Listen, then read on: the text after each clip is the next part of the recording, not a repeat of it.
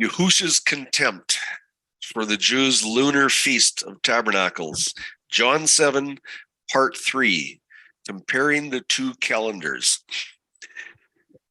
Yahusha's contempt.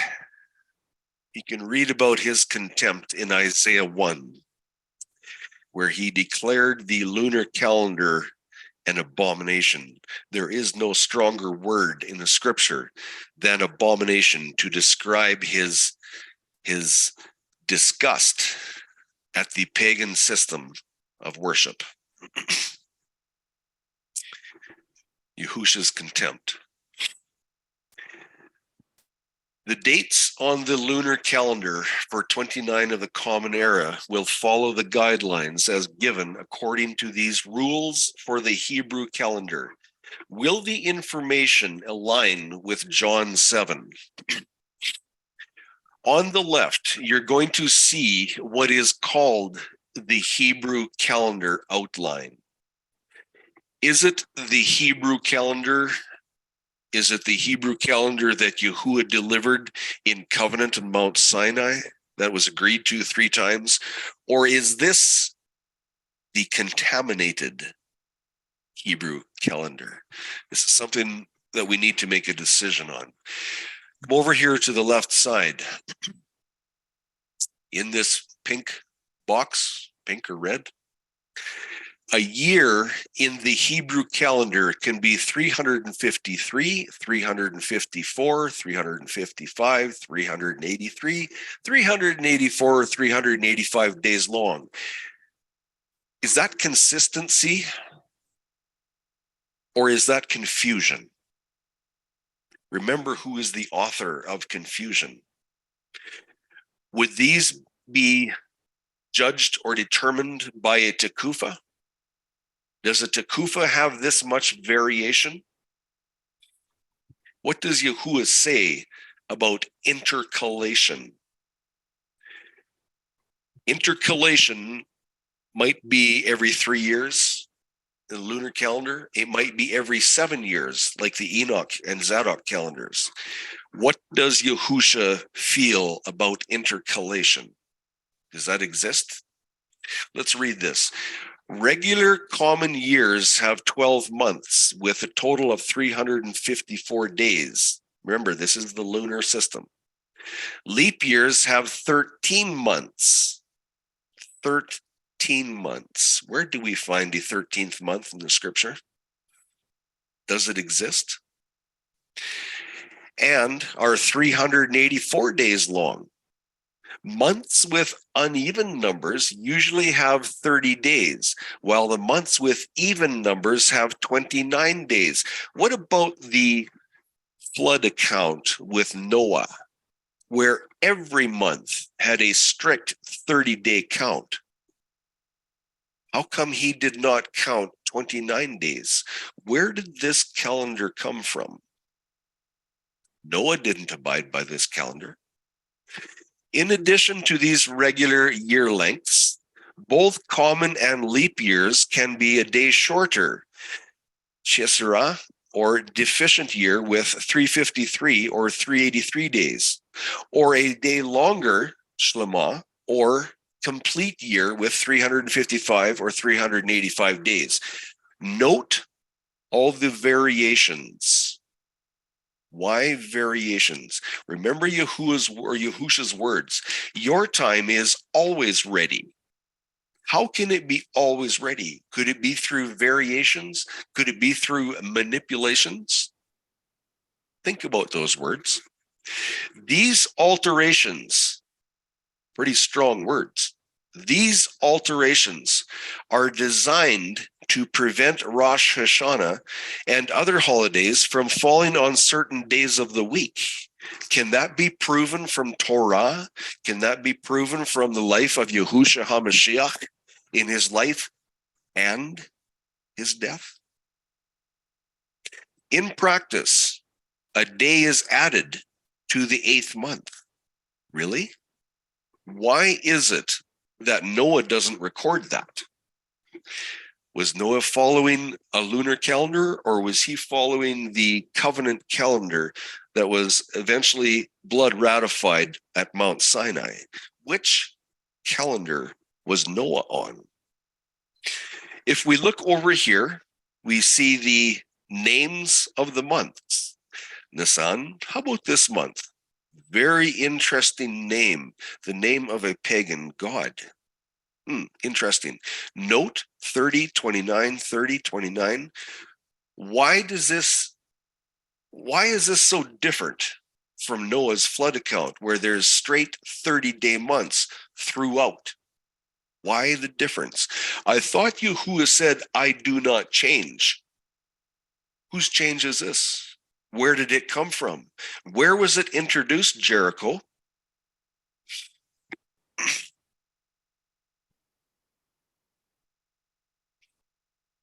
Note for the following lunar calendar. The sliver moon is sighted at sunset, if you can spot it. This ushers in the night season of the first day, but the day season is not until the next calendar date.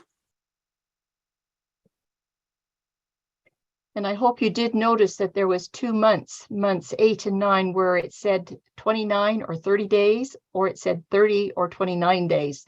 And it's really interesting that they make their adjustments so everything can fit out perfectly on the way that they lay out the moons after the 7th month. But we're going to take some time here to look at about 4 or 5 slides that have a lot of detail that you will want to have as we go through this study. So first of all, we're going to compare some dates of moon phases with 2 different sources. You can see the website there at the top. You can go check it out, because we need to have at least 2 witnesses. We cannot have just take one set of dates and say, well, it's true. So this is going to be 2 witnesses. I'd just like to read a little bit from this website of AstroPixel's banner there at the bottom. On this particular website, you can go and check out the phases of the moon from AD 1 to 100 in universal time. And the introduction has this to say: the following table gives the date and time, and it's in universal time, of the moon's phases for 100 years. This data is of particular use to historical research projects. The length of the mean synodic month, or the new moon to the new moon, okay, as calculated for the year 2000, is 29.530588 days, okay, and they've got that listed as 29 days, 12 hours, and 44 minutes, and 3 seconds, okay? They've got it down to the second. However, the length of any one synodic month can vary from 29.26 to 29.80 days due to perturbing effects of the sun on the moon's eccentric orbit. And they give you an example there to go and look at.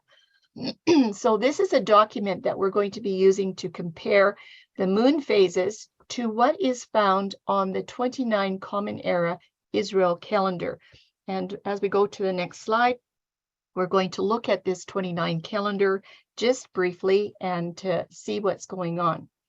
So let's go to, Charlene, go ahead. I want to comment on this. I want to comment on this last paragraph here. This last paragraph right here, and it's specifically this number right here, 29.5. This paragraph flies in the face of Ecclesiastes 1:5. It does away with the paradigm, the outer boundaries of a cycle or a circuit spoken by Yahuwah. This is man's definition, and it destroys Yahuwah's boundaries. This system here cannot be supported by Scripture. It is supported by another system of worship. Absolutely. There's a lot here to be looking at. So on slide 4, we're going to look at 2 different sources for these moon phases. So what I did was I took that document that we just saw and I pulled up year 29. Now, I'm not asking you to look at this right now. I'm just showing you that you can look at this document for 29 and you can compare it to the calendar that you can get off of Time and Date for Israel in 29. So at the top, it is phases for the moon of 29 CE. And I just want you to note, for such an important study in John 7, every effort is being made to show the monthly count for the lunar calendar that is in use in this chapter for 29 CE. And what we're going to see on the next slide is where these moon phases are exactly the same as 29, or where they're just a tiny bit different, not different more than a day for sure. And it's probably only different by a few minutes or even seconds or hours. In 29 CE, there are 50 moon phases. So all you do is just count the moon phases. Okay, there's 10 months that have 4 moon phases, and there's 2 months that have 5 moon phases each. In November and December, you can see there's 5 moon phases in both of those months. So in comparison to the moon phases with the Israel calendar, only 9 of these 50 phases have a slight variation. So I'm going to show you what happens there so you can kind of get an idea. I think we're ready to go to slide number 5, and we're going to look at something a little different. This is going to be about the Tekufa dates. We already talked about the moon phases, but we need to look at Tekufa dates. How do we know that we've got the right Tekufa date for the 29 Common Era calendar for John chapter 7? And again, there's a website up there for you to go and check. It's from 1000 BC to 3000 AD. The movements of these heavenly bodies are so accurate that they can calculate them with computers now.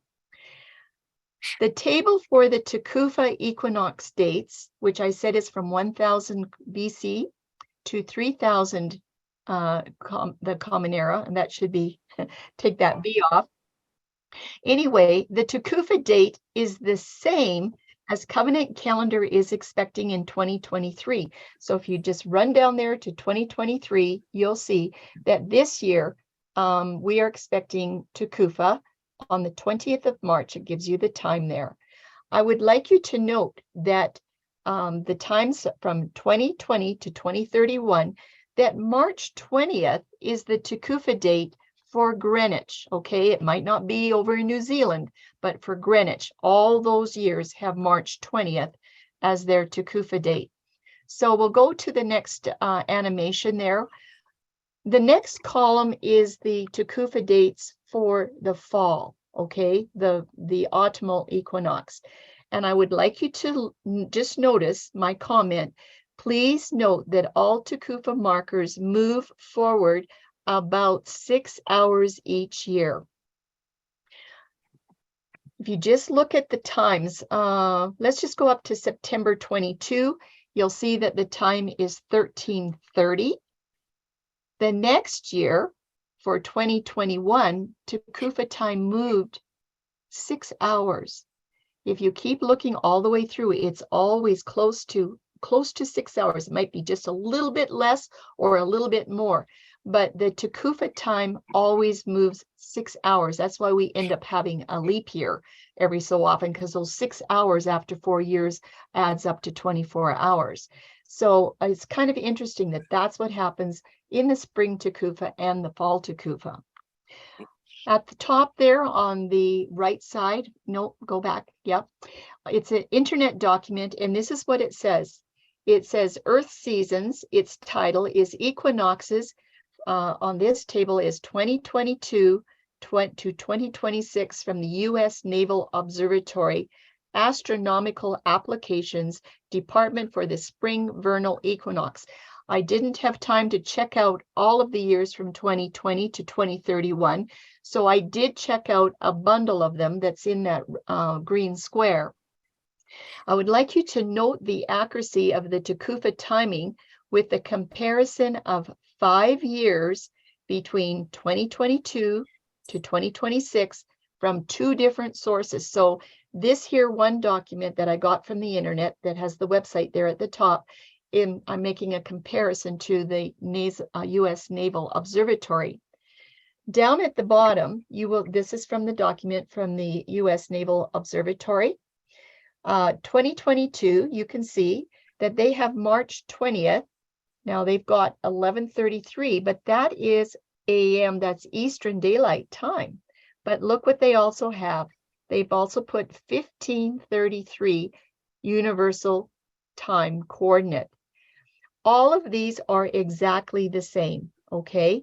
Now on 2024, they have got March 19th because they are using Eastern Daylight Time there, Eastern Daylight Time.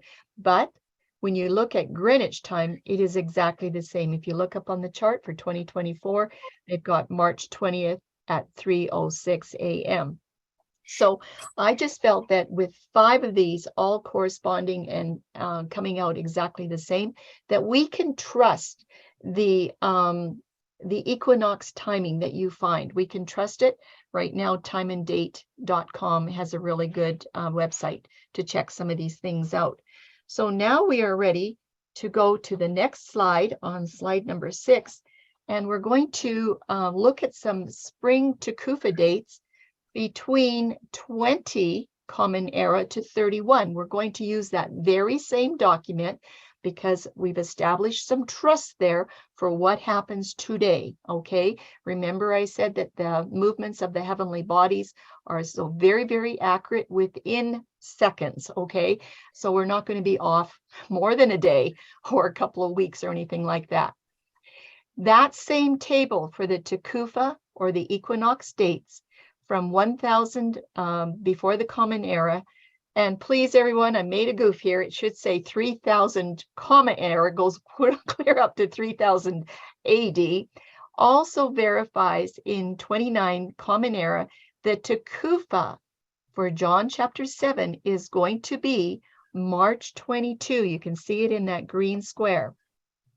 This is Greenwich time, March 22 at 16:48.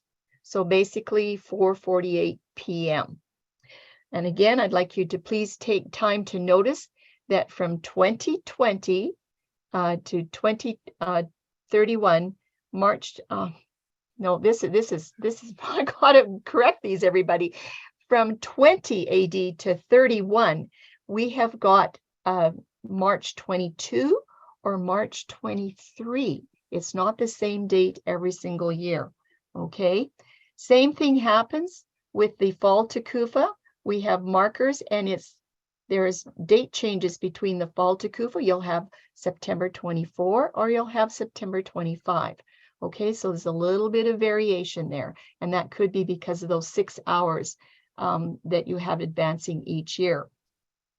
March 22, everyone, is the Tekufa date that we're going to be using for the count of both the lunar and the covenant calendar for John chapter 7 in 29 CE. We already know that the date is 29 CE.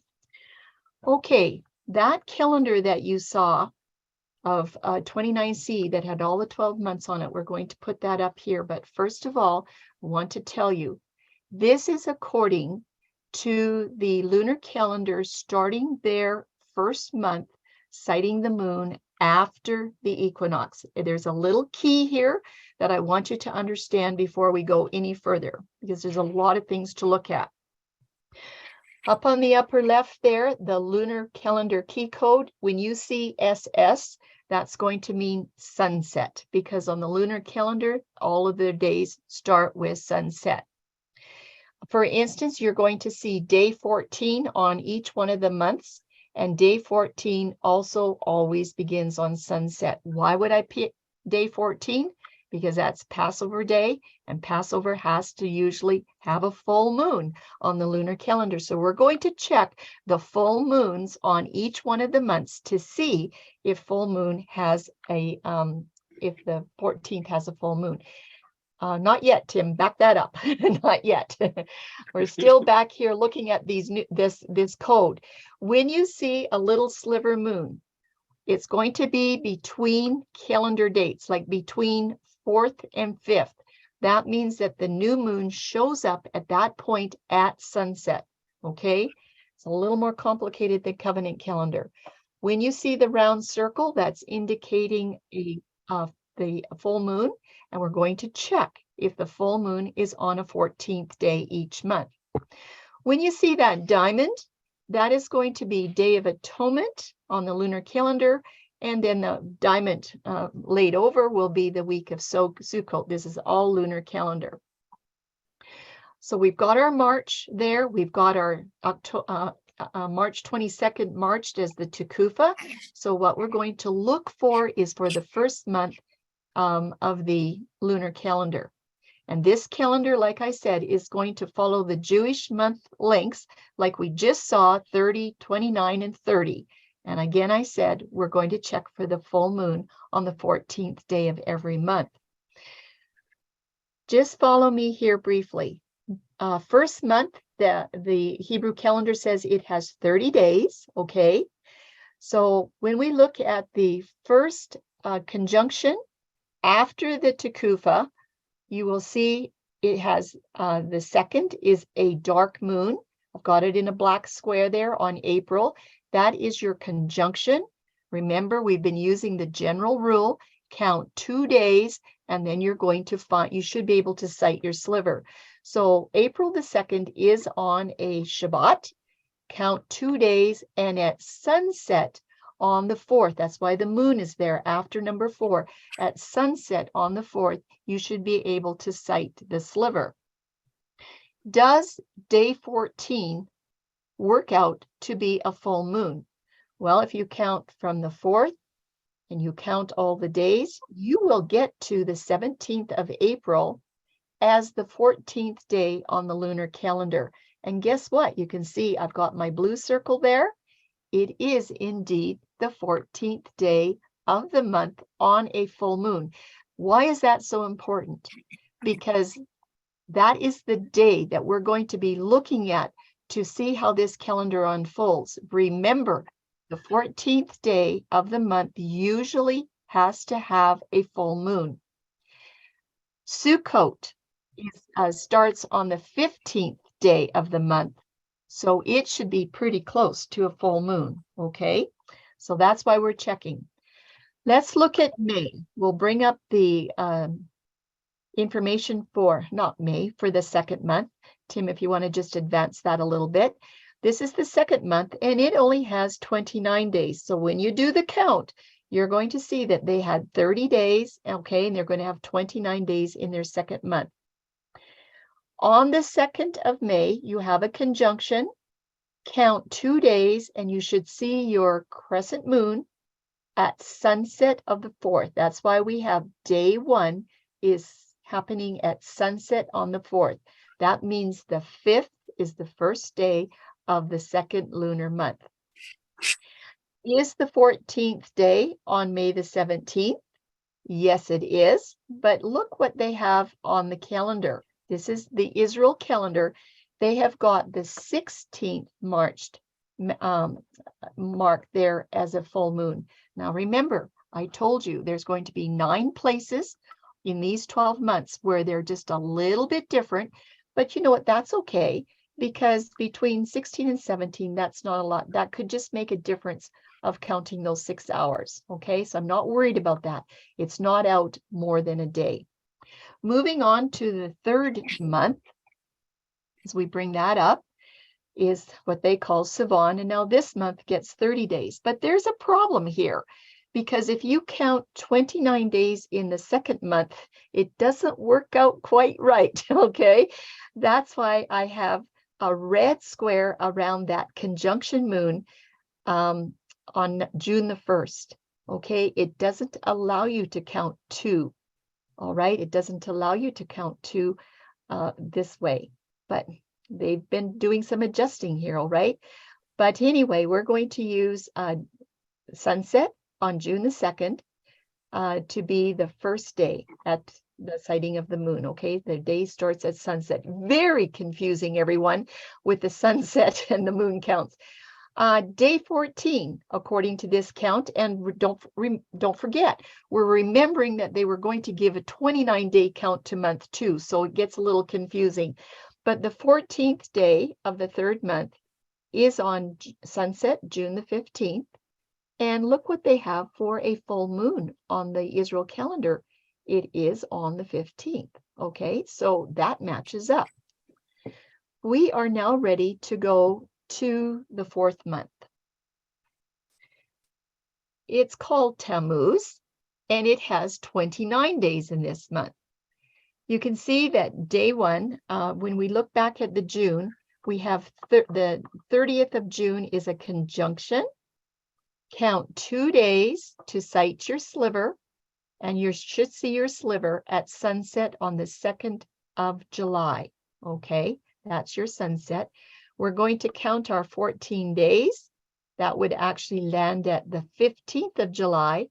But as you can see at the bottom on the 14th, they've got the 14th of July as the full moon. So it's close. Okay, it's not out by much. I'm okay with that. 29 days for the 4th month will land up at July the 30th. Look what happens on July the 29th in that black square. It says it's the conjunction, the 29th, count 2 days, and you will find your sliver most often at sunset on the 31st. So day 1 of month number 5 is going to be right there at sunset on the 31st. If we just back it up, Tim, not too fast. Okay, get some of this stuff off. There's so much to look at here. Is day 14, is day 14 of month number 5 going to be correct? I have it in red. No, it is not. It's out a little tiny bit, okay? It should be August the 13th is the 14th day, but it's out a little bit, and that's okay. All right, let's look at the 6th month. We're paying attention because we're going to be coming up to the 7th and 8th month, but back it up, Tim. Okay. That's the way the animation is. Yeah, it's tough. It's really, really tricky. The 6th month, okay, they say has 29 days, and we're finding that day 1 starts at sunset on August the 30th. August the 30th. If you count 14 days to see if you have a full moon, that's going to land at September the 12th. Look at the August calendar. It says the 13th, okay? And August 12th, when you look on August 12th, September 12th, sorry about that. September 12th, it doesn't say full moon for that on the September. It says the 11th. So it's close. It's very, very close. Let's bring up the next box. For the 7th month is Tishri. They say it has 30 days. Okay, let's just get through this, okay? Day 1 at sunset is on September 28th. The day 1 of the 7th month, that is trumpets, okay, at sunset. Let's count 14 days and see if we get to a full moon on October the 11th. Well, they have it marked out. It counts 14 days, and October does have the calendar listing as a full moon. So we're all happy about that, right? Because on the 15th day is Sukkot. And so Sukkot's going to be right there by a full moon. Now, I just want to make a point here. When we did use the lunar calendar that started with the first month before the Tekufa, that did not work out right. That's where there was a snag here. The full moon for a lunar Sukkot was off about 2 days or 3 days. Okay, the 15th was about 2 or 3 days away from the full moon. So that's how we knew that it was not the right calendar. So you can see the information down there. This is for the 8th month. Now, the Hebrew calendar says it can have 29 days or 30 days. So this is where they make their adjustment after the 7th month. Okay, I'm not going to go through that information there too much because we're only looking at the 7th month, but let's just bring up November and December to see what's happening over there, and you can study this a little bit later. In the 9th month, Kislev, look what they say. It can have 30 days or 29 days. So if they don't like what they see, they just make the adjustment. Day 1 for Kislev is at sunset on November the 26th. You can see the sliver moon there. And if you count 14 days, you will get to sunset December the 9th. But on the December calendar, it says the 10th.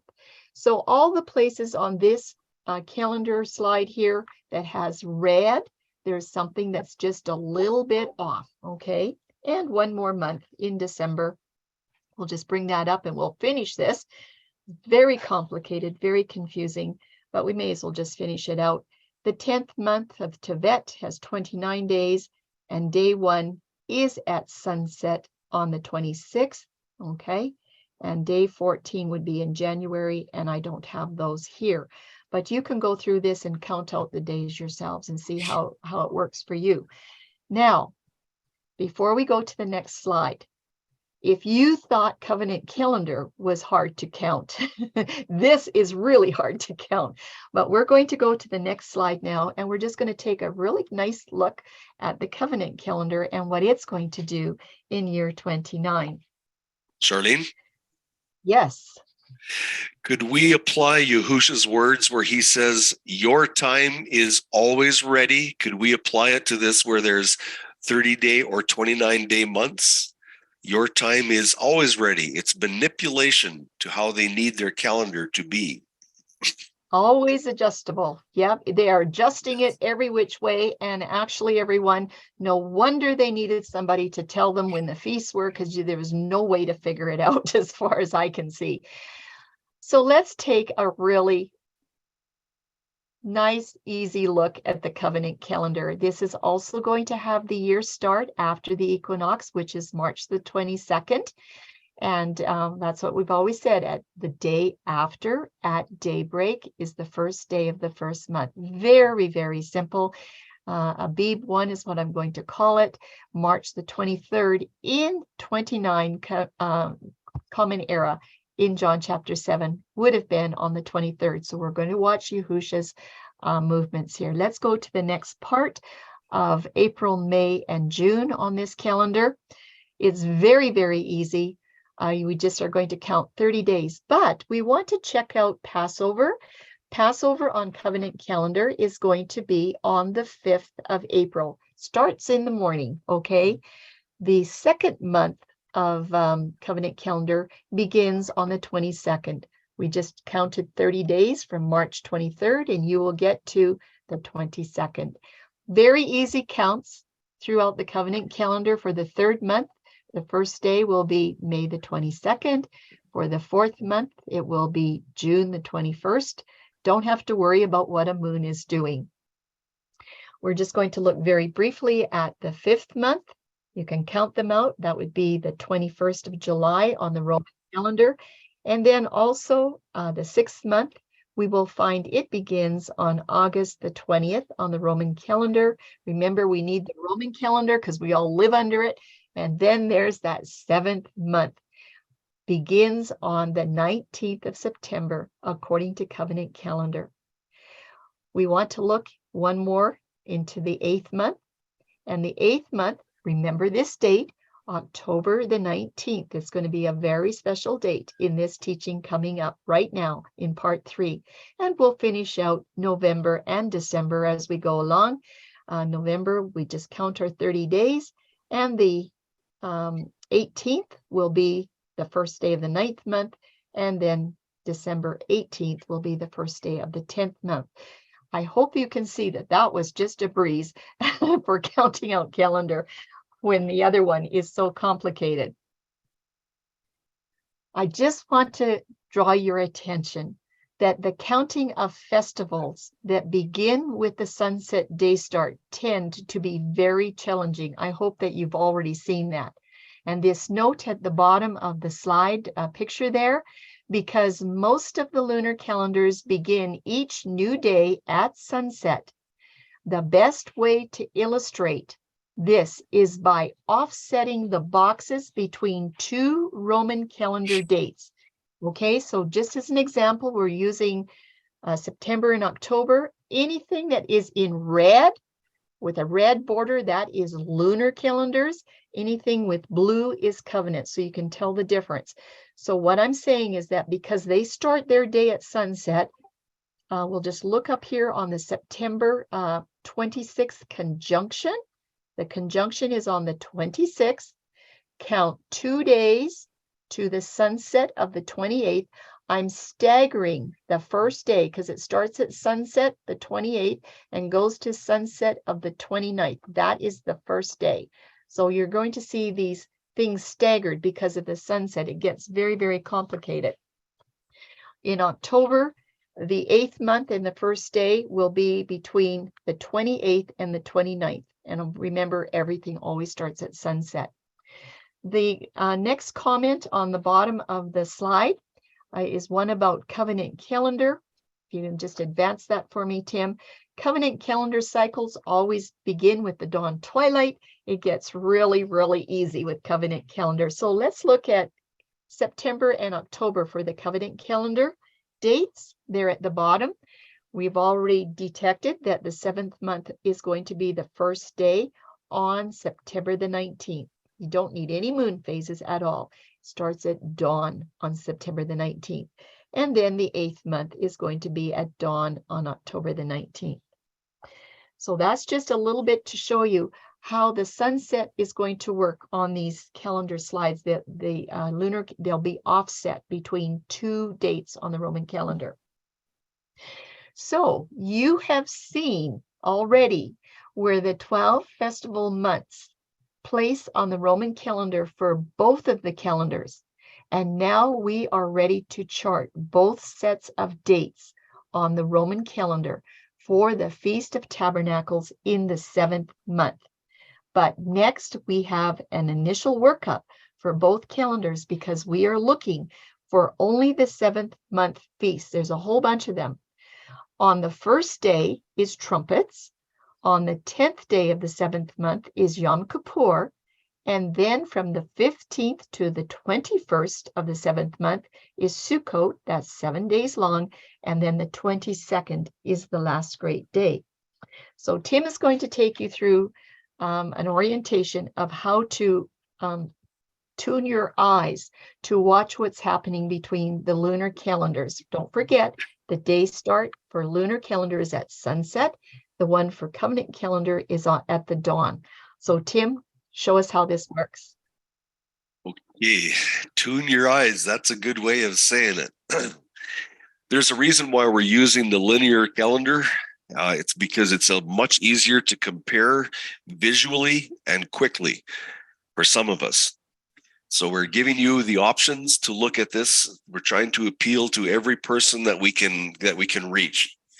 On the top right hand, we all know how to read the Roman calendar. John 7 will be demonstrated on this linear calendar, showing the strict and simple alignment between the lunar calendar and the covenant calendar in this study. The year is 29 of the Common Era, and it's the year date on the Roman calendar that begins the first month of January. Year 30 covenant calendar, you'll see that written up here, covenant calendar, is the year date for covenant calendar that begins the day with the 29 Common Era spring to Kufa in the Northern Hemisphere. Cycle of the week, listed on the left side of each column. Over here is the cycles of the week. You'll see it 1st, 2nd, 3rd, 4th, 5th, 6th, and 7th. This is one completed week, what we see right here. Date of the festal month. Here is the dates of each month. This is the date over here of the covenant calendar. This is the dates of the lunar month on this side over here. So remember, these are the days or cycles of the week. This is the dates of the month. Weekly Sabbaths. You will see that both of these the lunar calendar and the covenant calendar are laid out side by side so that you see this blue line. If you drew this blue line directly across over to here, you would see the seventh day Sabbath or the weekly Shabbat in full alignment so that we can make sure everything is aligned correctly and accurately. So there's no mistaking which cycle of the week. See these cycles, which cycle of the week that we're talking about. This is going to become extremely important when we're looking at these feast days over here. You will be able to draw a line directly across to the covenant calendar and compare the exact timing. Why is this important? Because Yahusha wears sandals, and his feet are going to tell you exactly what he is doing. And we're going to look at the comparison between the lunar calendar on the left side and the covenant calendar on the right. So all these days and dates and names of the days are going to come into fruition here. We need to understand this. Does it seem like a big conglomerate right now? Maybe it does, but you'll get used to it fairly quickly because it is easy to look at. And you will be able to bring this up again later and look at it. Following is a visual demonstration of how these two linear calendars align with the Roman calendar for John 7. Remember, we need to put the lunar calendar and the covenant calendar, we need to be able to look at them both onto a Gregorian calendar, not because their Gregorian is authentic, but because we live on this earth. And that is what we understand and live by today in our civil life. So we need to be absolutely certain that we can place the lunar calendar onto a Gregorian calendar with accuracy. That is the purpose of these slides. So let's look here. Note the fourth cycle. You see over here, fourth cycle at sunset. Over here is the fourth cycle of the week, which is a Wednesday in pagan terms. At sunset, you notice here, it's designated, it starts in the evening. That's why it's halfway between both days, because it starts at evening. So continuing on, September 28th is trumpets. And the dark moon was on the 26th. You count 2 days, and the trumpets of the lunar calendar starts at evening at sunset on the 28th and continues through to the evening of the 29th, 24 hours on the lunar calendar. Again, it's September on the Gregorian calendar, just for accuracy purposes. The next few slides will be verifying accurate alignment of the linear display to the Roman calendar. This is precisely to determine the correct cycles of the week so they can be clearly understood. Again, lunar trumpets started at sunset of the 28th, and the light season observation continued on the fourth cycle, which would be the 29th of September, right here. Continuing on, lunar atonement. We need to put that onto the Gregorian calendar so we understand. Note the sixth cycles. We have it down here. The sixth cycle at sunset is the lunar atonement. It is on the 10th day of the lunar month, the 7th month in the lunar calendar. Take this sixth cycle and place it onto the Gregorian calendar over here. It starts at sunset. It's on the Friday in pagan terms. I'll use those pagan terms because we understand it easier. And it continues through the Sabbath until sunset on the Gregorian. Now down here, we see the Yom Kippur is marked out here for the 7th to the 8th, sunset to sunset. Lunar atonement started at sunset on October 7. We see that clearly right here. And the light season observation would have continued on October 8th, the weekly Shabbat. October 8th is the 10th day, the 10th of the season of the 7th lunar month. So hopefully you're able to follow us on that, where we're placing the lunar dates and cycles of the week onto the Gregorian calendar. This is explicitly for accuracy purposes. How about the lunar Sukkot? Let's look at the lunar Sukkot. It's a 7-day festival followed by the last great day.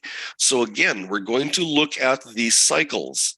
This is the 4th cycle at sunset, and it's the 15th day of the lunar month.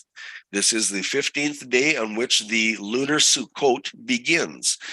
4th cycle again, let's go up here. 4th cycle. And we start that down here, we place that onto the Gregorian calendar, and it starts at sunset right here. Lunar Sukkot started at sunset on October 12th, and the light season observation would have continued on the 13th as the 5th cycle. And we know that the Sukkot is 7 days, with the 8th day being the Shemini Atzeret, the last day of the great feast. Note the blue box, the approximate midst of Sukkot's 7-day festival. Please note this box. What cycle of the week is it? Note, it's a 7th-day Sabbath. It is a weekly Sabbath.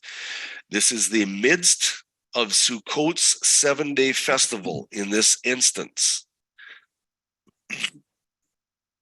Charlene? So now you've seen a demonstration of those 3 feasts for the 7th month on the lunar calendar, and we're going to do the same comparison for the covenant calendar. Oops. My fingers are touching these things and it's moving too fast. Okay. That's okay. Covenant trumpets. You see these big C's? Covenant calendar. This is the first cycle of the week, which would be a Sunday in pagan terms, so that we understand it. It's the 6th month on covenant calendar. It's the 30th day of the 6th month. Now we're going to go over to the 7th month. You see it marked here. It's the first day of the month. You see it's marked in blue. That's the date, the first day of the 7th month. It's the 2nd cycle of the week, which would be a Monday. It is the Chodesh. It's the new month day. You'll see that written right here. The Roman calendar reckoning starts a cycle at midnight. Therefore, trumpets on a Roman calendar started at midnight of the 18th in Common Era 29. The light season of observation of trumpets would have been on the 19th. We're going to have a look at the chart on the right-hand side. Note the cycle of the month. This is the 7th month. It's the 2nd cycle of the week. Follow that over. There it is on Monday. Again, it's trumpets when we place it on the Gregorian calendar. This is the first day of the new month in the 7th month on covenant calendar. It's September 19. It is trumpets. Again, this is for accuracy on the Gregorian calendar so that we can understand it. Not because the Gregorian has authority, but because it's the civil calendar, what we live in today, and we need to be able to recognize timing. Covenant atonement. Again, the Roman calendar reckoning starts a cycle at midnight. Therefore, atonement on the Roman calendar started at midnight of the 27th in Common Era 29. The light season of observation of trumpets would have been on the 28th. Mark out this. It's the 4th cycle of the week. Over here, 4th cycle of the week on covenant calendar, and it's the 10th day of the 7th month, the 7th Chodesh. Chodesh means new month. When you apply the word Chodesh to time, it has nothing to do with the moon whatsoever in any way, shape, or form. It doesn't matter what your study sources say when they put the new moon in italics, because when you see the italics, that means there is no foundation. It's a suggestion they want you to believe. Chodesh is the renewing or the rebuilding. When you apply it to time, it simply means the new month. So this is the 7th, and it's the date on which atonement comes on the 10th of the 7th month. Again, this is the middle of the week. It's the 4th cycle of the week. And you look at over here on the linear calendar, it's aligned perfectly with the 4th cycle of the week. Again, accuracy is paramount. Covenant Sukkot. Again, the Roman calendar reckoning starts a cycle at midnight. Therefore, in Common Era 29, Sukkot on the Roman calendar started at midnight of October 2nd. The light season for observation of Sukkot would have started or would have been on the 3rd. So we're placing it onto a Roman calendar, and there's your 2nd cycle of the week. This is where it begins. What about when we go on to covenant calendar? Well, there's the 2nd cycle of the week. We follow it over to here, and it's the 15th day of the 7th covenant calendar month. And we follow the cycles down here to the 22nd, which is the 8th day. It's the last great day, or Shemini Atzeret. So just keeping in mind that you have just observed the documentation of the Roman dates for both the lunar and the covenant calendar timing of Sukkot, we are now ready to move forward in this teaching. And what we want to do is ask this question: what cycle was it when Yahusha arrived about the midst of the Jewish feast? And there in John 7:14. So buckle up, because here we go.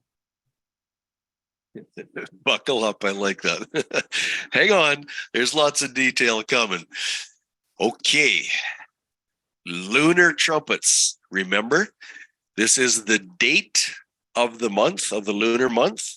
This is the cycles of the week. Lunar trumpets over here is on the 4th cycle of the week. It starts at September the 28th at sunset. Lunar trumpets. Let's go to lunar atonement. Lunar atonement over here on the 10th day of the lunar month, and it's on the 6th cycle of the week. Lunar Sukkot, we count down to the 15th day of the lunar month, and this is your lunar Sukkot. And it would start October 12 at sunset if you want to go to a Gregorian visual. Yahusha, okay, we're speaking about John 7 now. This is where it's all going. Yahusha went up about the midst of their lunar feast. How do you know it's the midst? Count these days over here, 15, 16, over here, and 17. He went up about the midst of their lunar feast, the feast of the Yahudim. That means it's on the lunar calendar. Apparently, Yahusha's full intention was to observe the 7th day's Shabbat, the very next cycle. So he went up about the midst of their feast. Notice 1, 2, 3. These are the days that count out the feast of Sukkot. About the midst of the feast, he went up. The next day after he arrived, it was the 7th day's Shabbat. Okay, now follow that blue line, imaginary blue line, across to covenant calendar. Yes, it was the 7th day's Shabbat on covenant calendar. Was Yahusha supporting covenant calendar? Would he been teaching on the 7th day's Shabbat on covenant calendar? Yes, indeed he would. So apparently, Yahusha's full intention was to observe the seventh-day Shabbat the very next cycle. Continuing on here. Again, this is the 7th month. Here we saw lunar trumpets, lunar atonement, lunar Sukkot. And these are the beginning days of the lunar festival. Continuing on. Yahusha was what? Was he worshiping? No. It says clearly, Yahusha was teaching on the 7th day Shabbat, on their lunar festival. Why did he miss out on these first few days? Was he a sinner?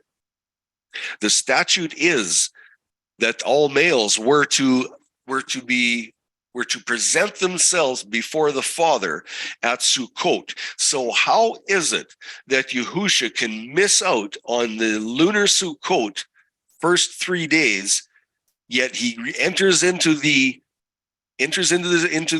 feast, and he's teaching on the 7th day Sabbath? How is it he's allowed to do that? What gives him the right to be absent without leave on their lunar festival?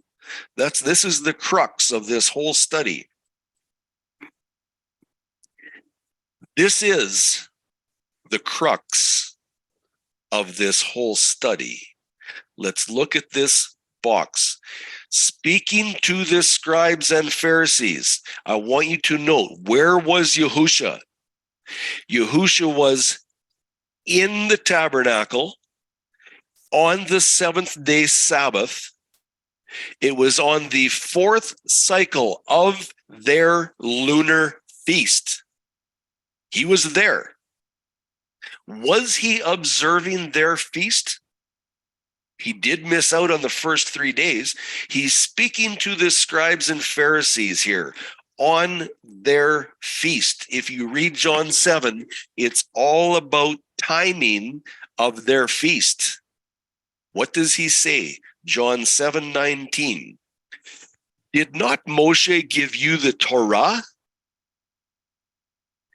Yet not one of you, not one of you does the Torah. I want you to think on this very, very carefully. How many times have you been told that Yahusha observed the feast of the Jews? How many times have you been told that the lunar system of worship is correct? Let's go over this one more time, because this slide is the crux of this whole study. It's the 7th day Sabbath. It's the 4th cycle of the week. It's in the middle of their lunar festival. It's the 18th day, which is the Sukkot, within the Sukkot festival, on their lunar Sukkot. He's talking to the scribes and Pharisees. Not one of you does the Torah. Was Yahusha there to observe their lunar festival? If he was there observing their lunar festival, he is a sinner, and you do not have a Messiah.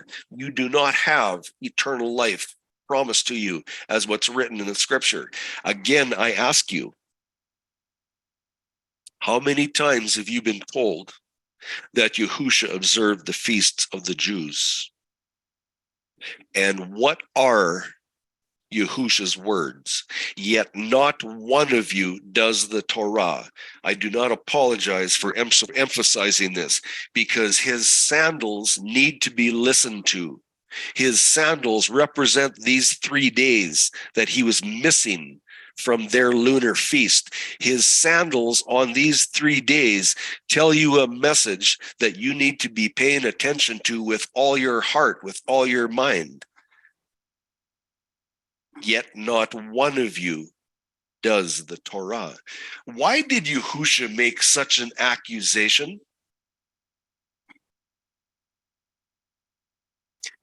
Let's compare covenant calendar dates with the lunar dates. Again, over here is the lunar month, lunar dates.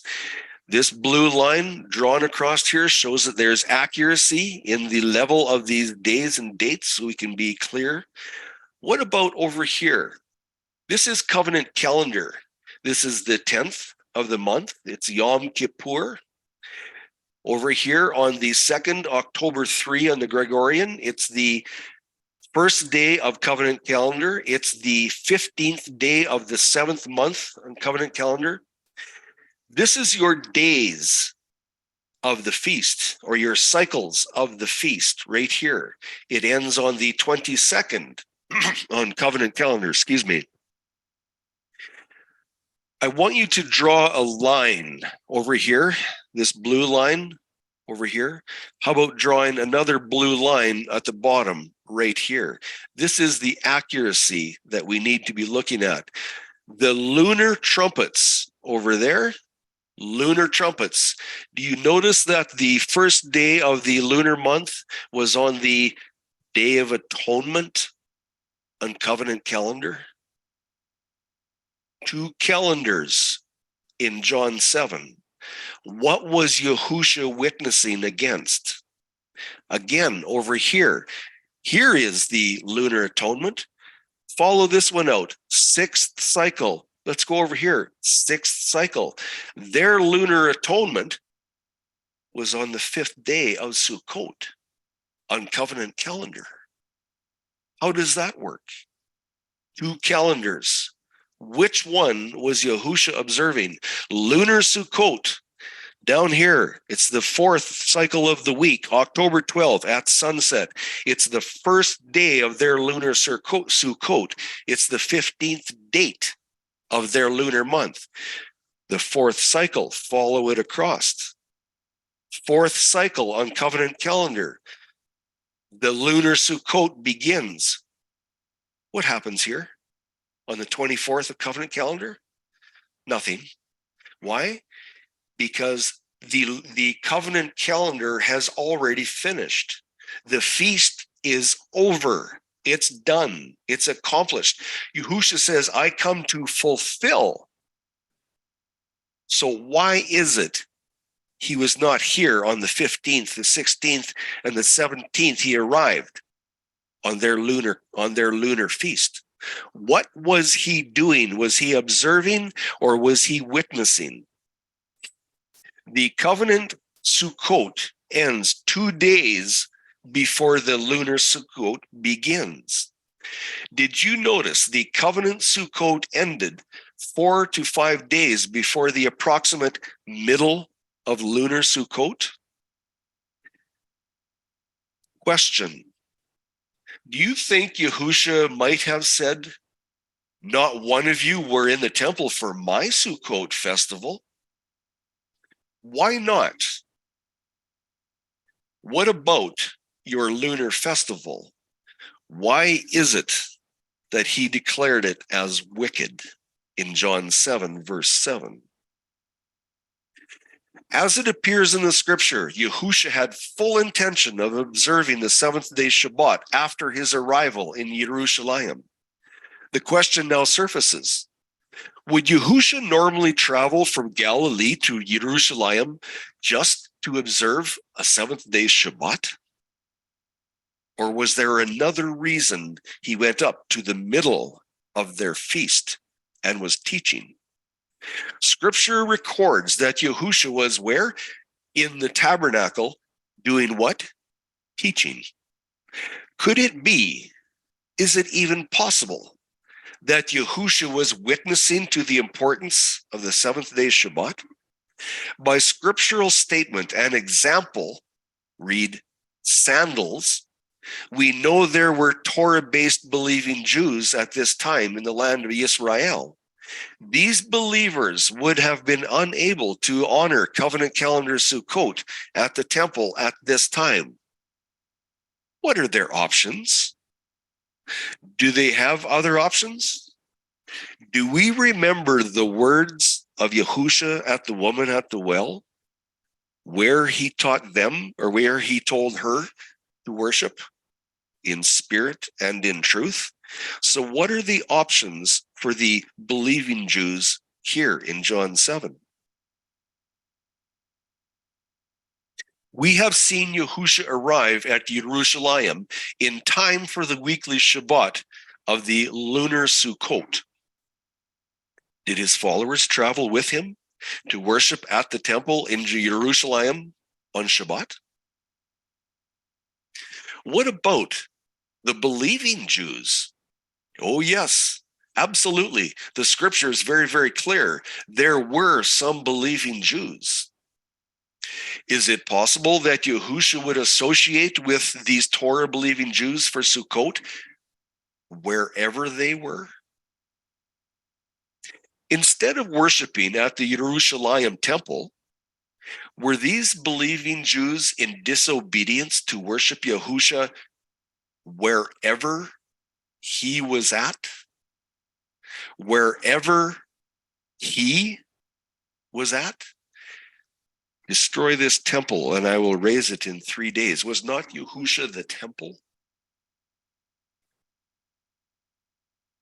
When they were with Yahusha, were they in close proximity to the greatest tabernacle of all?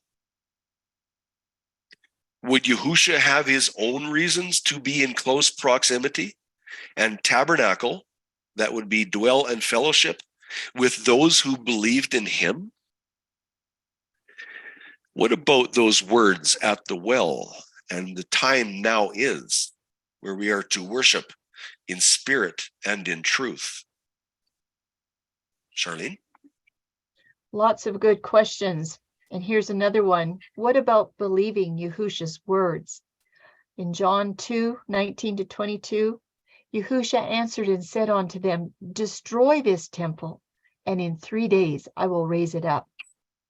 In verse 20, the Jews said, 46 years was this temple in building, and wilt thou rear it up in 3 days? But John tells us in verse 21 that he spake of the temple of his body.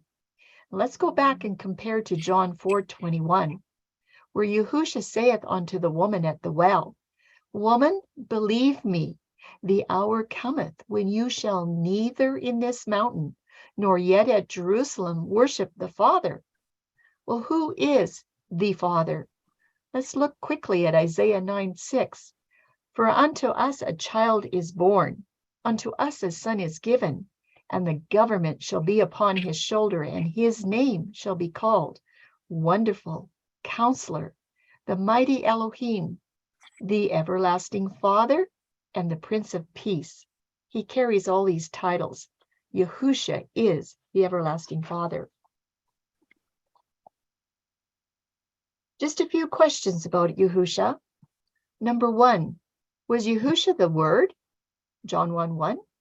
Was Yahusha the temple? Was Yahusha the tabernacle? Was Yahusha the cornerstone? Was Yahusha the rejected cornerstone? Was Yahusha the everlasting Father? Okay, so did Yahusha deserve to be worshipped wherever he was at? Absolutely he did. And you know what? It is very likely that his disciples were with him the full time, worshiping in grand adoration. In fact, I believe that John was a witness with Yahusha because he actually gave the witness in his book in John 7. I'm pretty sure that he was with him in order to write. Let's keep going on the calendar. We know this for sure.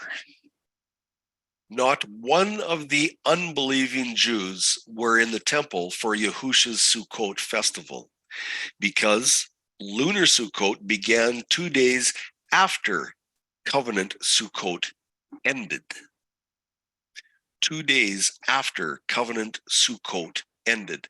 There's the 2 days. If we look on the right, this is the last great day. That's what the GT stands for, great. The last great day. This is the 2 days that had elapsed when the Sukkot festival began at sunset.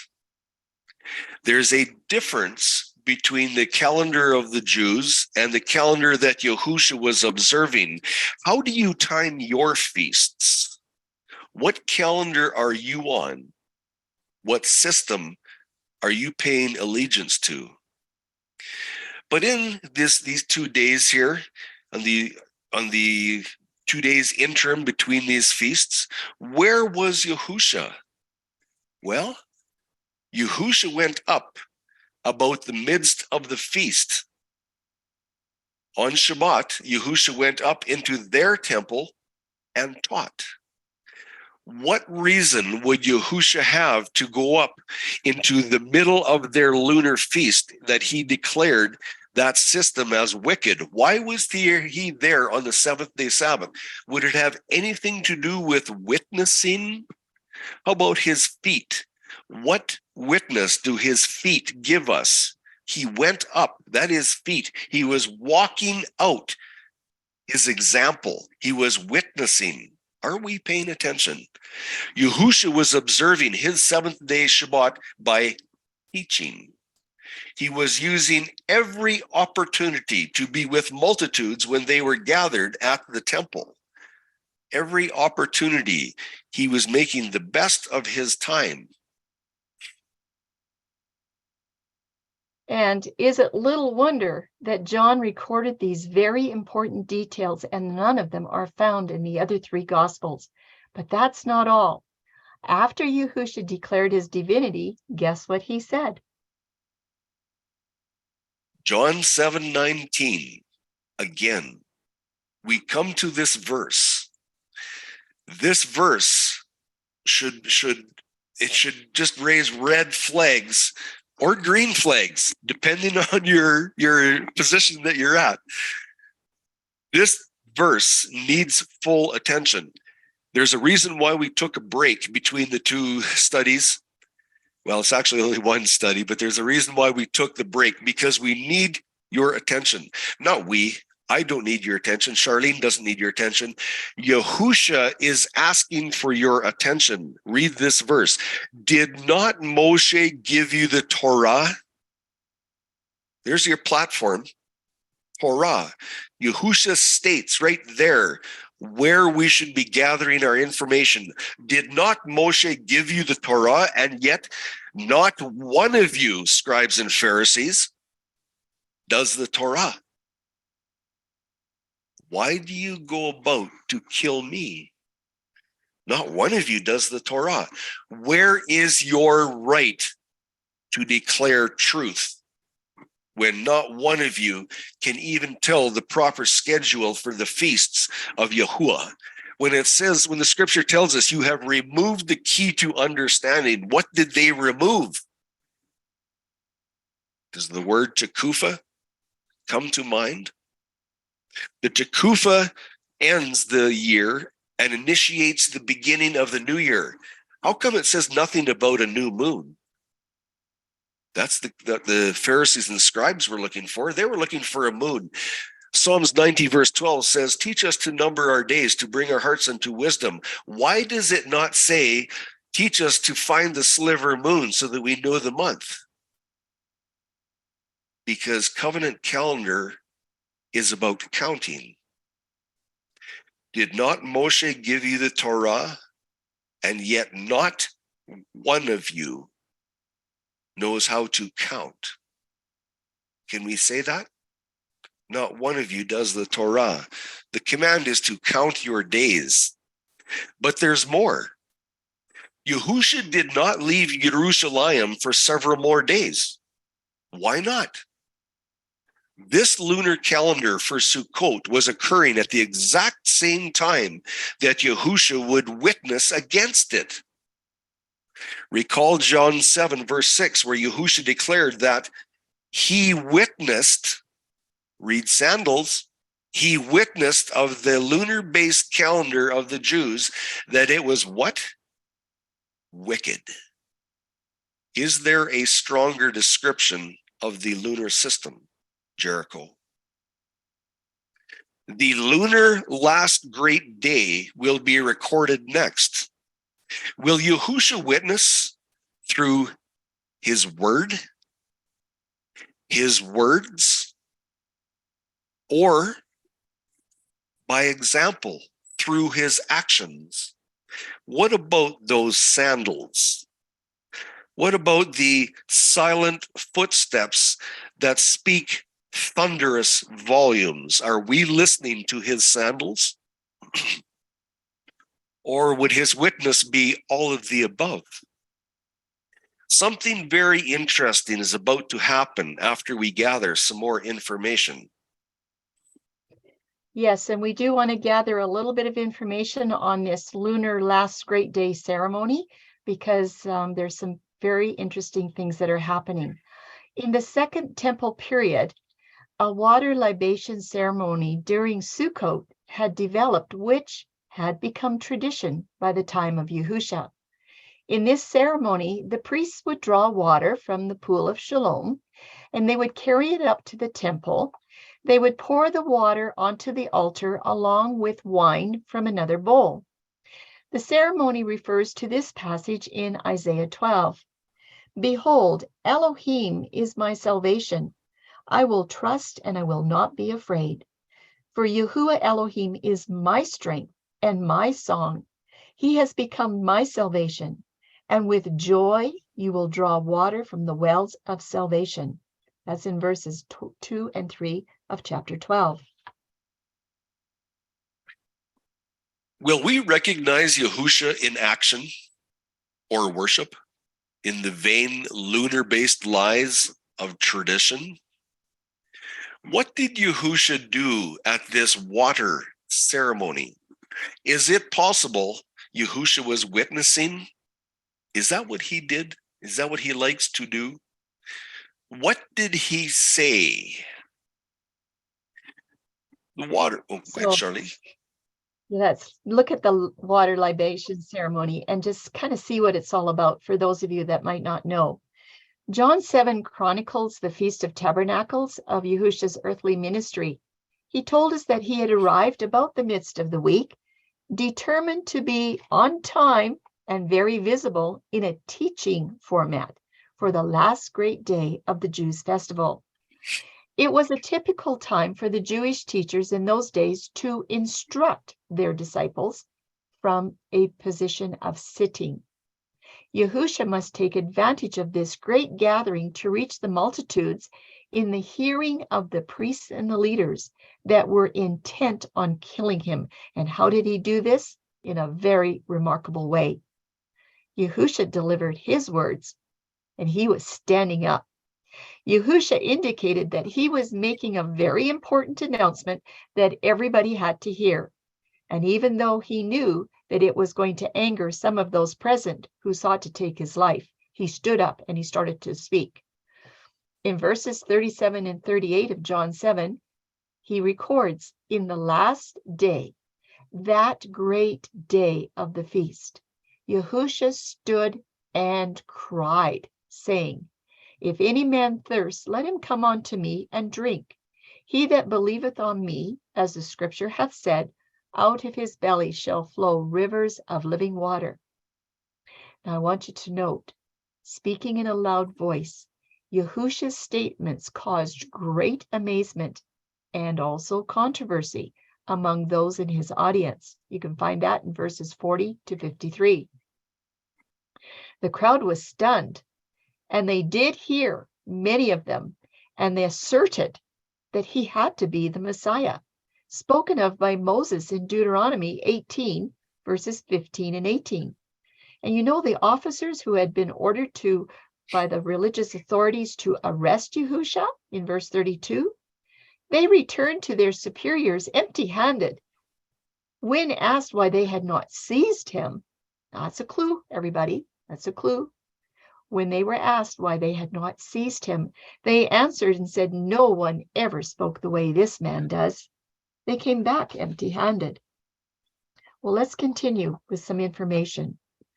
Even though Yahusha's proclamation in John 7 elicited a very strong response, his words also aligned well with the custom of the water libation ceremony, where water and wine were poured before the altar. He inferred that he was the fulfillment of the typology of the Exodus 17 miracle when living water came from the rock at Horeb. He also meant that the pouring of the water in the wine, it typified the water in the blood that was going to pour forth from his pierced side at his crucifixion the very next festival. You know, it is no coincidence that Yahusha chose the last and the greatest day of Sukkot to make this declaration, proclaiming himself to be the great provider in the wilderness, the great light that was shining in the darkness up in Galilee, and his body as the great temple to receive worship. No, everyone, Yahusha did not attend to worship. He attended to declare who he was and to receive worship from those who believed in him. Absolutely, he was directly witnessing against the festival of the current counterfeit lunar calendar. Well, let's find out a little bit more of what Yahusha said.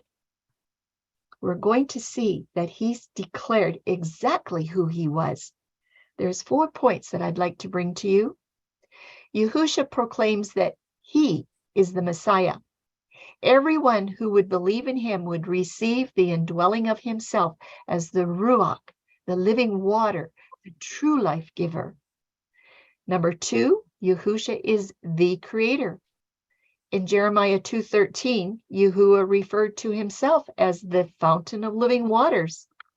By calling himself the source of living waters, Yahusha was also indirectly asserting his divinity as the one that moved across the waters in the last part of Genesis 1:2, that restoration. Number 3, Yahusha is the foundation stone, and he is the cornerstone. Just as Yahusha identified himself with the temple in John 7, he also identified himself with its foundation stone. He was the pierced rock from which the living waters would flow. He was the stone that would be rejected and become the chief cornerstone. And the last point, Yahusha is the new temple. Yahusha had previously referred to his body as a temple way back in John chapter 2. And he finalizes this connection in John 7. Now, if Ezekiel's temple had been built, Yahusha would have been the fulfillment of the living waters that were to emanate from that temple as the source of living waters. But he had to declare it on this last great day. It's now time to compare the lunar calendar dates with the covenant calendar dates to determine why John has been so careful to document this event with incredible detail. Here we see the lunar last great day. It's the 8th day of the lunar feast. It's the 22nd of the lunar month, the lunar last great day. What is happening on the exact same dates of these two calendars? This box here is a big arrow. It's the lunar last great day. What's happening over here? The lunar last great day on the exact day as the first day, the Rosh Chodesh of the 8th month. The last great day, and on the covenant calendar, it's the Rosh Chodesh of the 8th month. Is it interesting that Yahusha was in the tabernacle witnessing here when there's a big crowd, and that it was the first day of the 8th month? How incredible is it that these worked together? Why was he there in the tabernacle at that time? Again, the lunar last great day is the timing. Yahusha did not attend the lunar last great day to observe their wicked festival. Do I need to read that twice? Yahusha did not attend the lunar last great day to observe their wicked festival.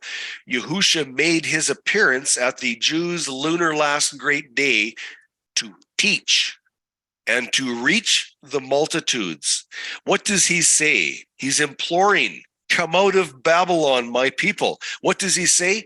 If anyone thirsts, let him come to me, and let him who believes in me drink. Why me? He was at their feast. Why didn't he say, if anyone thirsts, you are here on the lunar feast? Why didn't he say that? He said, if anyone thirsts, let him come to me.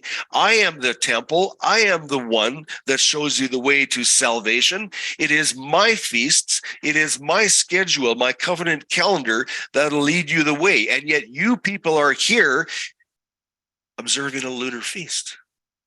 Why are you here? Why are you doing this? Have you not read Isaiah 1? What does he say?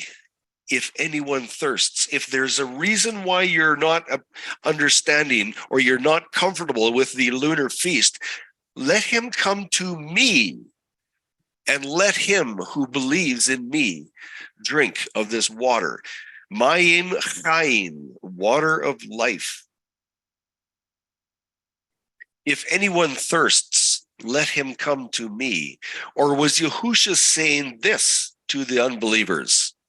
Come out of Babylon, my people. Did you notice that I did not observe your evil festival? I was protesting and witnessing against it. Has anybody seen my sandals? What about my footsteps, my silent footsteps that thundered with eternal messages? Have we been paying attention to his footsteps? Or have our eyes been looking elsewhere? More points to ponder. When Yahusha went up to the middle of their feast, is it possible Yahusha intended to light all the candles of the menorah with one match? Yahusha was not there to observe their lunar festival. He attended specifically for a prime opportunity to expressly witness to the people all in one sitting. The congregation was there to listen. Yahusha used this opportunity to appeal to their intellect and convictions. Come to me. Forget the Pharisees and Sadducees who had emphatically declared as blind guides. We read that in Matthew 23, verse 16. He declared them as blind guides. From where do we get our information to attend the feasts and festivals of Yahuwah? Blind guides. Are we paying attention? Moving forward into the next part for covenant calendar. It's the fourth cycle. Back that up. It's the fourth cycle. It's the 8th day of their last great day of their lunar feast. It was now the 8th cycle of the lunar Sukkot, of the feasts of the Jews. A question surfaces. Where would the believing Jews be on their 8th day of their Rosh Chodesh? Was there a specific reason that they would be in the tabernacle on that very day? What was happening on that day? Yes, it was the Rosh Chodesh. It was the new day, the first day of the 8th month. Where were they? And why would they be there? Would that be another reason for Yahusha to be in the tabernacle with them, fellowshipping with them? Let's read about this. Numbers 10:10. And also in the day of your gladness, and in your solemn days, and in when? In the beginnings of your months, ye shall blow with the trumpets over what? Over your burnt offerings, and over the sacrifices of your peace offerings, that they may be to you a memorial before your Elohim. I am Yahuwah, your Elohim. What about those burnt offerings at the beginnings of the months? Is that a clue? Should we be paying attention to burnt offerings What about, where were they? Where do we read that burnt offerings must be presented before Yahuwah? Where? In the place where he chooses to place his name. Where is that? Would that be the tabernacle? Leviticus 1:3. If his offering be a burnt sacrifice of the herd, let him offer a male without blemish. He shall offer it of his own voluntary will. Where? At the door of the tabernacle of the congregation before Yahuwah. Is it safe to say that the believing Jews would be offering burnt sacrifices on the first cycle of the 8th month? Is it also safe to understand that Yahusha would be teaching and fellowshipping with these believing Jews in the tabernacle? Would he be supporting them since he was in the area? The last great day was the exact same day as the first day of the 8th month on covenant calendar. Where would they be sacrificing or giving their burnt sacrifices? Where would they be? They were requested to be in the tabernacle. That's where Yahusha was. Is it possible that Yahusha was in the tabernacle fellowshipping, making very good use of his time witnessing? Is there a second witness that burnt offerings must be slain in the place where he chooses to place his name? Exodus 20, verse 24. And I hope you enjoy this older English from the Bishop's version. I quite enjoy these older versions myself. They're older English. They're a challenge to read, and they expand your mind. So I hope you enjoy this with me. Exodus 20, verse 24. An altar of earth thou shalt make unto me, and thereon offer thy burnt offerings, and thy peace offerings, thy sheep and thine oxen, in all places where I shall put the remembrance of my name. Thither I will come unto thee and bless thee. Shall we understand that the believing Jews, of which there is evidence, the believing Jews, would they be in the tabernacle giving their burnt offerings on the first day of the month? Burnt offerings were required for the first of the month celebrations. Burnt offerings were required to be sacrificed at the tabernacle. Can we expect to have seen Yahusha fellowshipping alongside the believing Jews on this day of the 8th Rosh Chodesh? Would he be there? I believe so. Again, back to a comparison of the calendars. Did Yahusha observe covenant calendar Rosh Chodesh in the tabernacle? He was in the vicinity. Would he fellowship with like-minded believers? What are your thoughts on this? Pretty interesting, the timing of the two calendars, though, wouldn't you say? So thus far, we've been thoroughly documenting and showing that Yahusha's actions were a very strong witness against the counterfeit lunar calendar of the Pharisees and the teachers of that day. So we're going to go to the conclusion now and lay everything out on the Roman calendar. We want to put it all together and have some confirmation and see what's happening. So we're going to take the festivals and we're going to place them in the 7th month for both the lunar and the covenant calendars, and we're going to overlay it on the Roman calendar. This is going to be a review of what you've already covered thus far with the linear calendars. So let's just look at the lunar calendar just as a review. September 26th was a conjunction. Count 2 days later, and September 28th at sunset was the first day of trumpets on the lunar calendar. When you count 10 days forward, you will come to October 7th at sunset. That was Yom Kippur for the lunar calendar. And then, if you look at October 12th to the 20th, those were the 8 days of the full Sukkot feast, from sunset the 12th to sunset on the 20th. That's what was happening on the lunar calendar. Let's look at what was happening on the covenant calendar. The 19th day was the first day of the 7th month. On the 28th was Yom Kippur for covenant calendar. When you compare that with the lunar calendar up top, you can see that that was the same day as trumpets.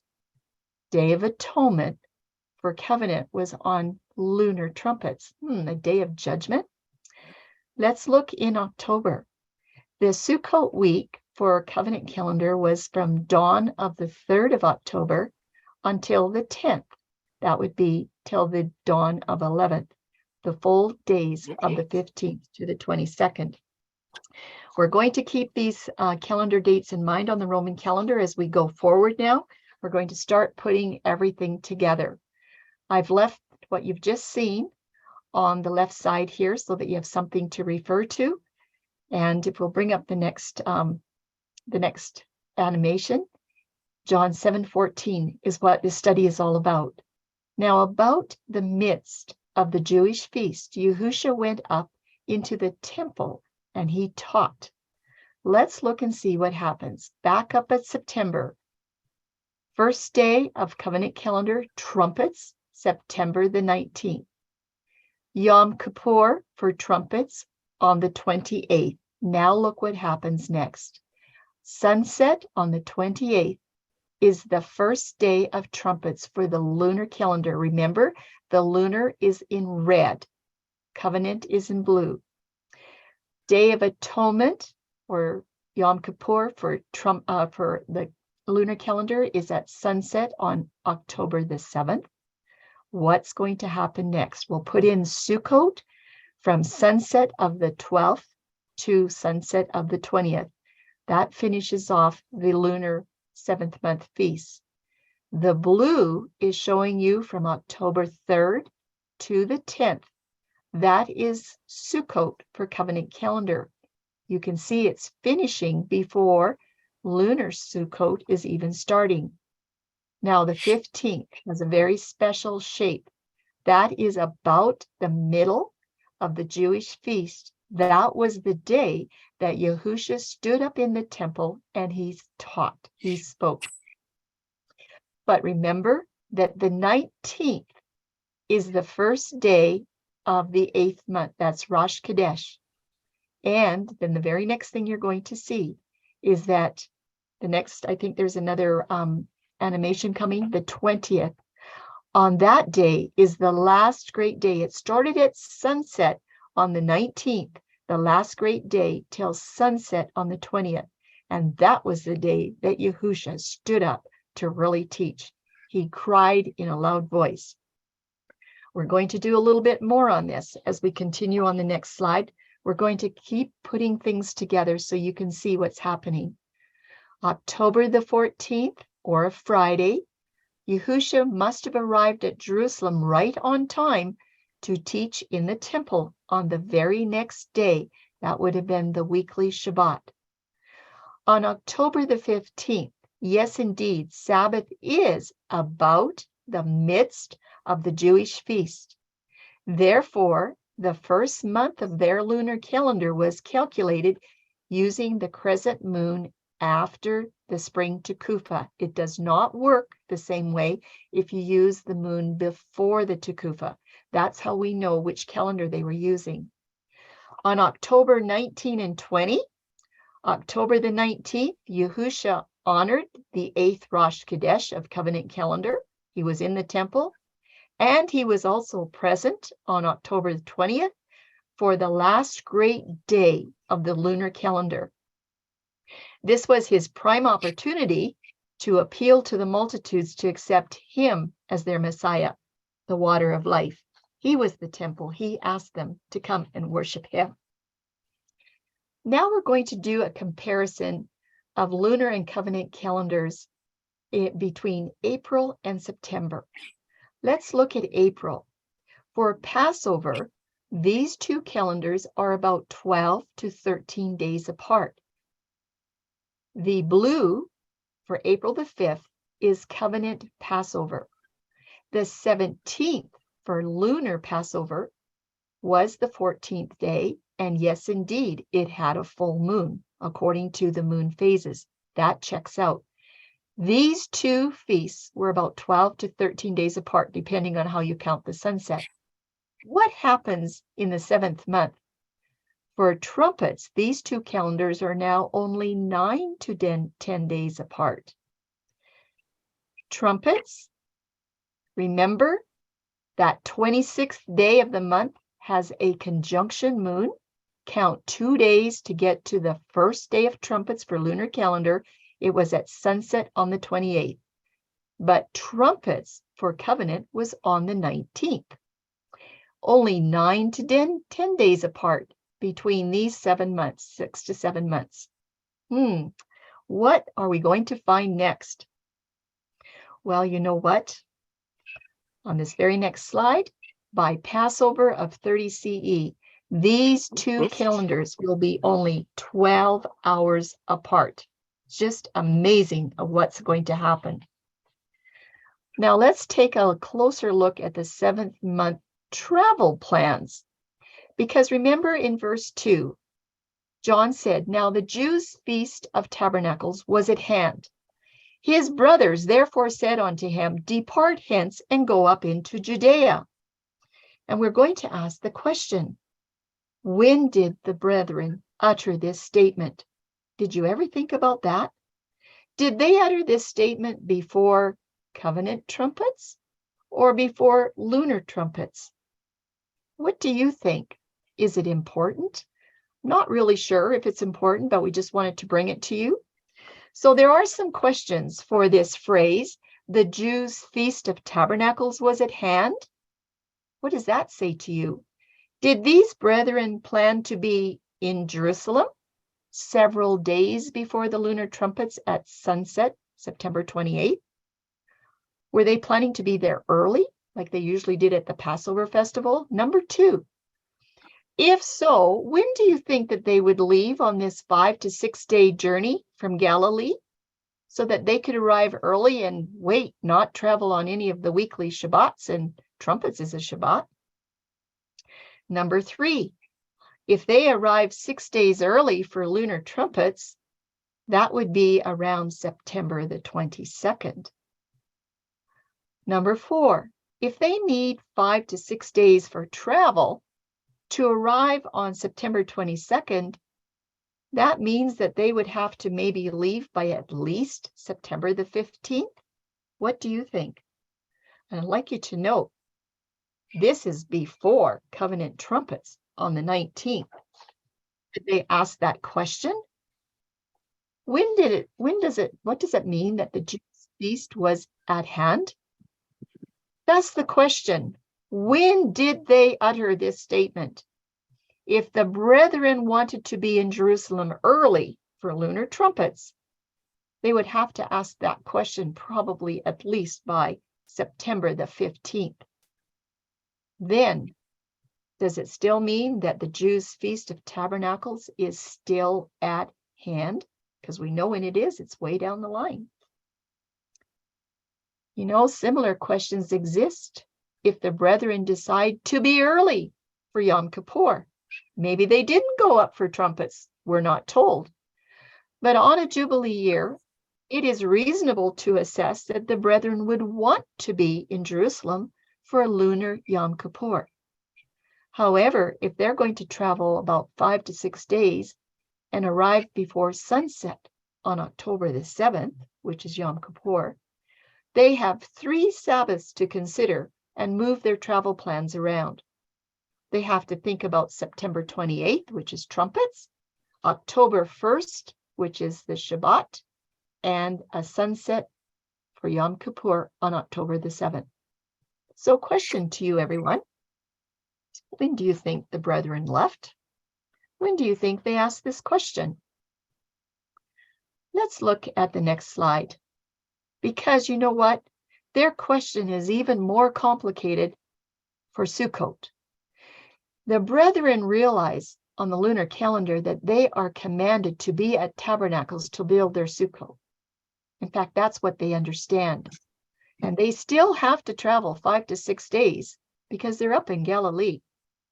to be at Jerusalem 5 to 6 days early, that they might have many Sabbaths to honor with rest. They've got to figure out their travel plans. Remember what I said? It was September 28th trumpets, October 1, and October 8th.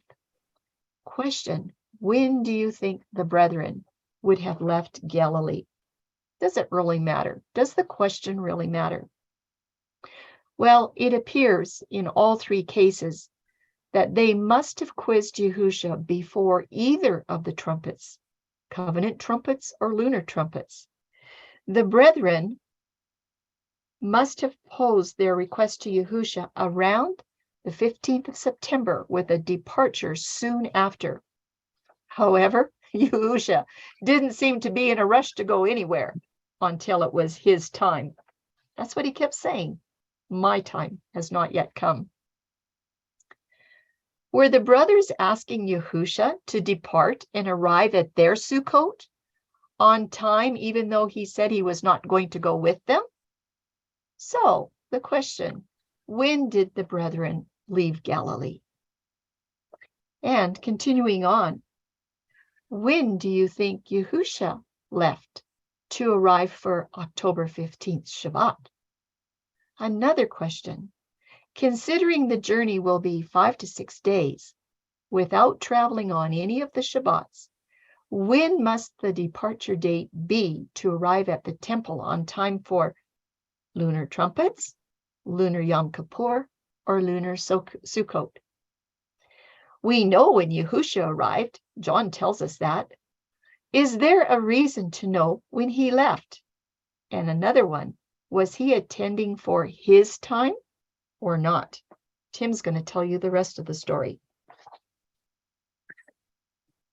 Remember Yahusha's reply. My time, would that be covenant calendar? My time is not yet come. When Yahusha said my time, was he talking about lunar Sukkot? No, he was not.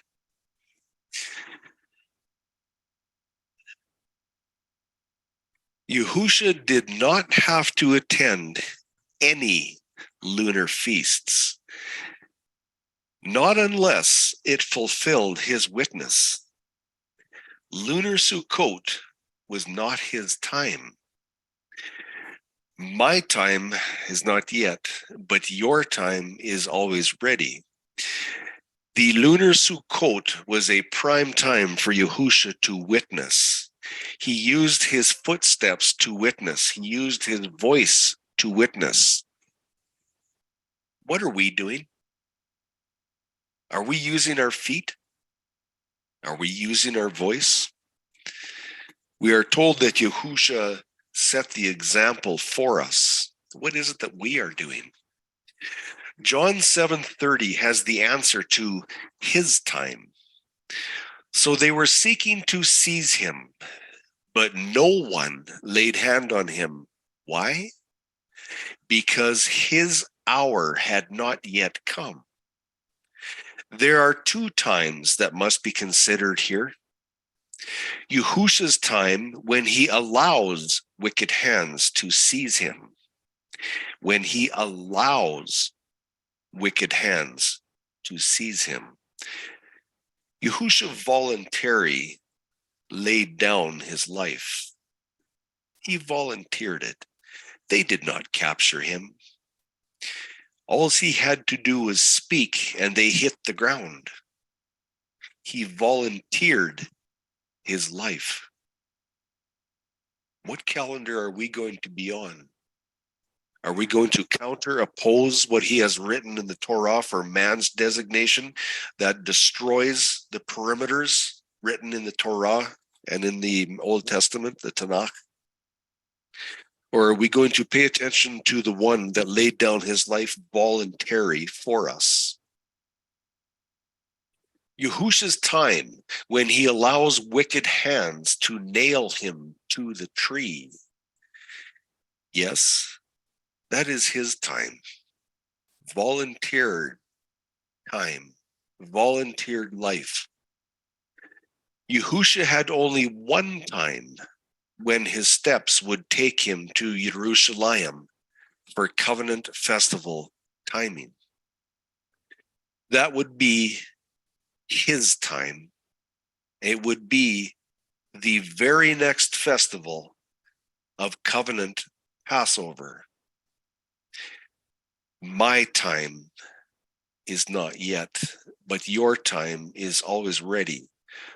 Whose time are we on? Coming up in part 4. Did Yahusha's covenant calendar in 29 of the Common Era for John 7, did Yahusha's covenant calendar place his Feast of Trumpets on the fall to Kufa, as some suggest? Can I read that one more time? Did Yahusha's covenant calendar in 29 of the Common Era place his Feast of Trumpets on the fall to Kufa, as some suggest? Or was covenant trumpets on the cycle following the fall to Kufa? Have you heard this question before?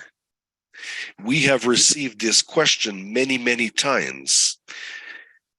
And this last few weeks, Charlene found the answer in absolute positive terms. Positive through the sandals of Yahusha HaMashiach. If you want to see the answer to this question, is trumpets on the fall to Kufa, or is it after the fall to Kufa? If you want this answer, come and see part 4.